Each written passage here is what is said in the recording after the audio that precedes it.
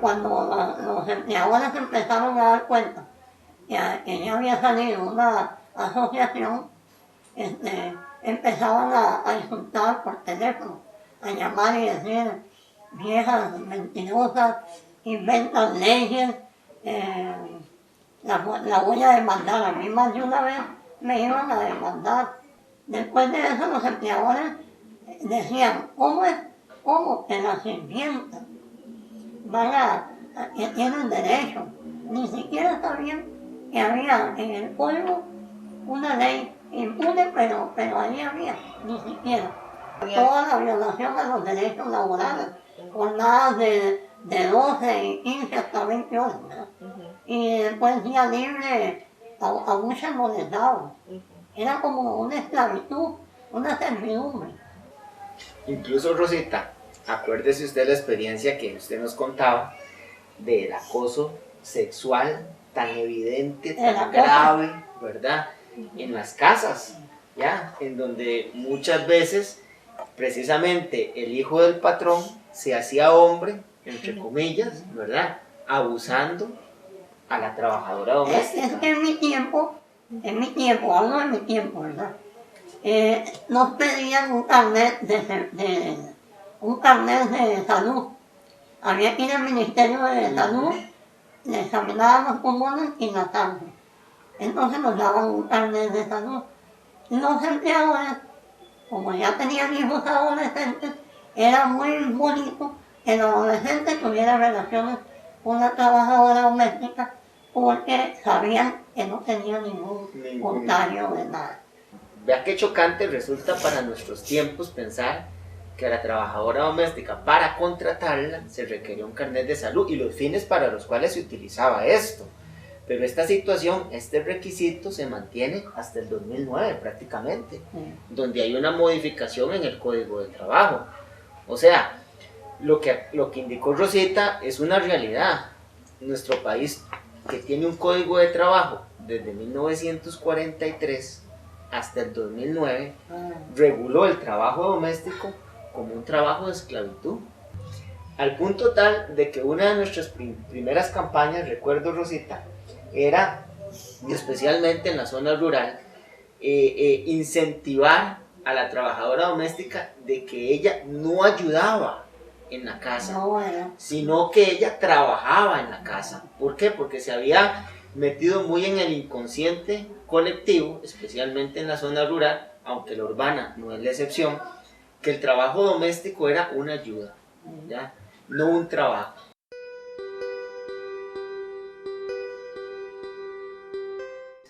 Y precisamente la primera intervención de la Asociación de Trabajadoras Domésticas ante la Sala Constitucional fue en el año de 1991, donde se interviene precisamente por medio de una acción de inconstitucionalidad. Ahora bien, eso fue una apuesta bastante arriesgada, porque no había un precedente jurídico sobre ese tema, ¿ya? O sea, prácticamente se estaba empezando a hacer evidente la necesidad de un cambio, pero era un tema que estaba invisibilizado. Para nosotros como asociación era necesario que la Sala Constitucional se pronunciara en relación con el tema de las jornadas laborales que no podían mantenerse en 16 horas, en relación con el tema del salario mínimo, que no había salario mínimo en ese momento, ¿ya? En el horario de trabajo. En relación a la jornada laboral, en relación, por ejemplo, a temas de seguridad social. ¿Cómo podíamos tolerar que la jornada semanal era de 48 horas, para el resto de trabajadores del país 8 horas diarias, ¿ya? Y en el caso del servicio doméstico era hasta de 16 horas diarias?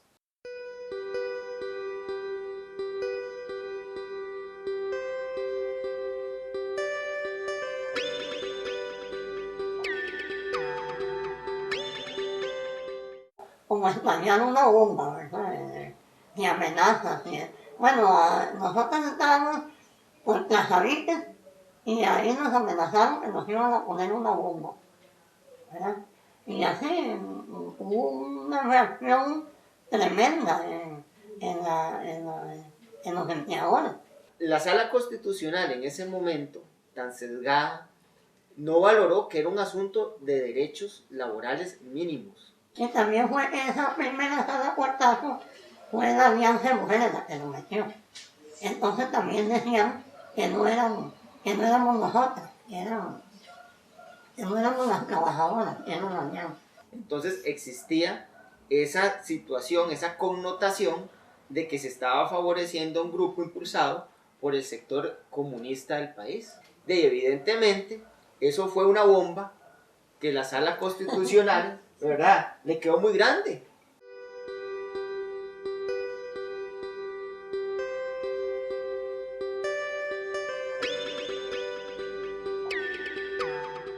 Nosotros íbamos a hacer incidencia con cada diputado, le dábamos folletos, le hablábamos con cada uno, y muchos, sí, claro, sí. Pero a la hora de llegar, a la hora de votar, no votaban. Siempre íbamos eran como todas las semanas a la asamblea.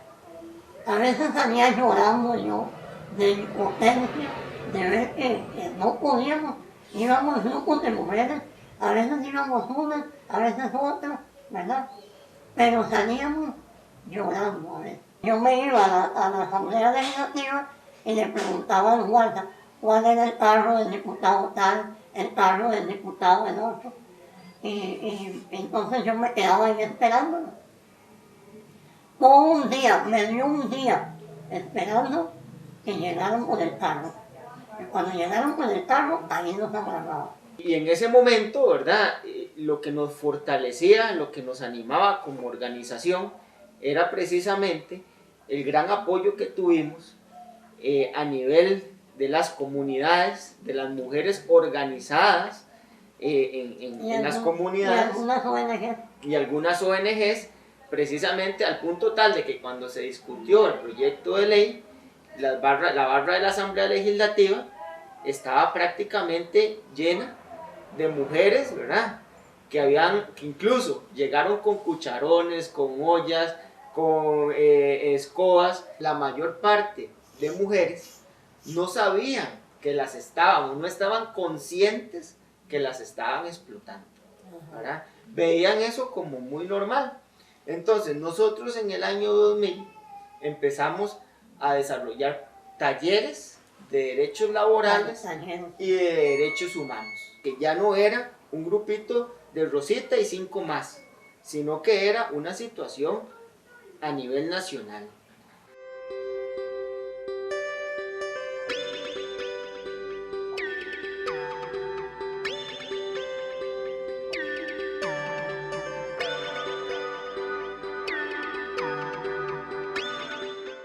Nos volvimos a meter otra vez con la sala cuarta, y entonces la sala cuarta ya resolvió que sí había una violación a los derechos, pero sin embargo nos dejaron con el horario de 12 horas.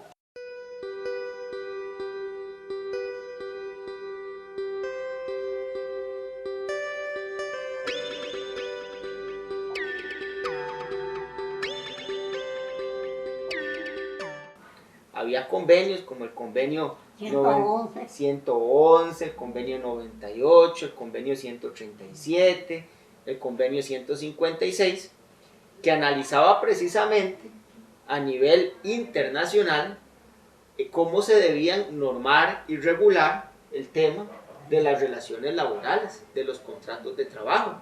Que al momento en que se estaba discutiendo este proyecto de ley en la Asamblea Legislativa y que se estaba tramitando la acción de inconstitucionalidad en la Sala Constitucional, emergió, no de la nada, ya había un trabajo previo, un grupo muy importante de mujeres conscientes de su situación de explotación laboral, ¿ya?, que llegaron y se manifestaron en la Asamblea Legislativa y que se manifestaron también en las afueras del edificio de la Sala Constitucional. Bueno, cuando ya fuimos a la asamblea y se aprobó el primer debate, ese día fue, ¿verdad?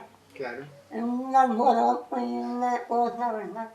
Bueno, ya pasó y cuando viene el segundo debate ya más todavía, ¿verdad? Con cartelones y con todo. Y yo gritaba, hagan historia, diputados, hagan historia. Por favor, hagan historia ustedes. Ya que van a terminar, porque era que ya se iba a terminar el gobierno. Ya que se va a terminar el gobierno, hagan historia. Sean ustedes los que van a quedar en la historia que aprobaron esa ley. Y así me lo llevé, que hubo un momento como de silencio, ¿verdad? Y todas las mujeres, unas rezaban, doña Manuel de la Carmen, rezaba y la otra también, y la otra, ay, qué padre, ay, qué padre. Ay, yo me voy a componer, decía uno. Y yo decía, a mí me va a dar algo aquí, si no. Y en esa lucha, y todas, aprueben ese proyecto, apruébenlo, que tenemos 18 años de estar en eso. Y cuando eso estábamos viendo uno por uno, alzaba la mano así, y el otro, y el otro. Entonces fue con una unidad. Miren, nosotros brincábamos, y no hacíamos. Tan es así que al rato de estar en ese brincoteo y brincos y todo, salieron y nos dijeron, miren, vayan a celebrar. Vayan a celebrar afuera porque nosotros tenemos que continuar.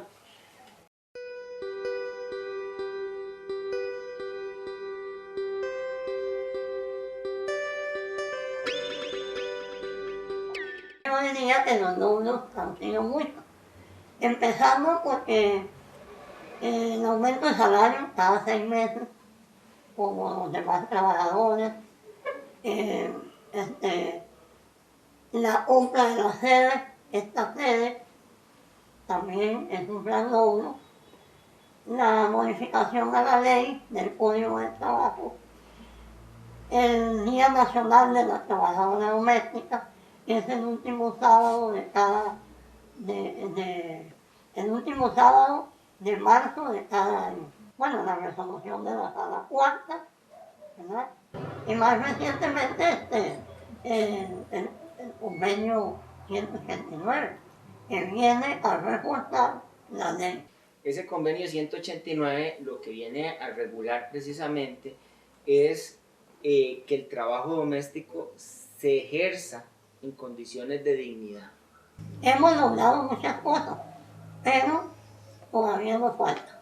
Hay un desafío, primero, que los empleadores hagan conciencia de los derechos de las trabajadoras y trabajadoras. Segundo, que las trabajadoras domésticas o horas tengan un seguro social, porque ahorita no lo tienen.